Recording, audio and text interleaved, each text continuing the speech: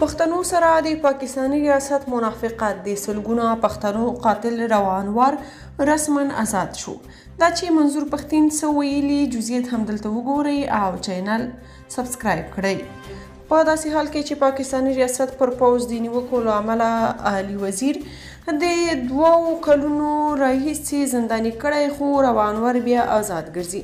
په کراچۍ کې د ترهګرۍ ضد عدالت د جنوبي وزیرستان د اوسیدونکي نسیم الله چې په نقیب الله مسعد پیژندل کېده د وژل کېدو په قضیه کې پریکړه وړولې ده او د پولیس افسر روا انور په ګډون د ټولو تورنو کسانو خوشي کولو امر کړی.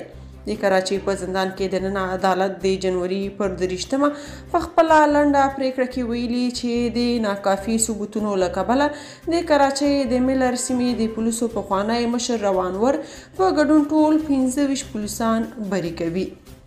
عدالت وویل چې د قضیې پلټونکي پولیس د تورونو په ثابتولو یا عدالت ته د ثبوتونو په وړاندې کولو کې پاتې راغلي دي، خو د مسعد وکیل صلاح الدین پنور د جنوري پر 23 د فیصلې تر اورېدو وروسته مشال راډیو ته وویل چې هغو 15 پولیسو چې پخوا یې د انور پر ضد ګواهي ورکړې وه وروسته له خپل بیانه په شا شول، نو ځکه د قضیې لوری بدل شو او عدالت د ټولو تورنو کسانو د خوشي کولو امر وکړ. تر دې مخکې عدالت د جنوري پر 14 فیصله په داسې حال کې خوندي کړې وه چې تر دې یوه ورځ مخکې د نقیب مسعد د وژنې 15 کاله پوره شول.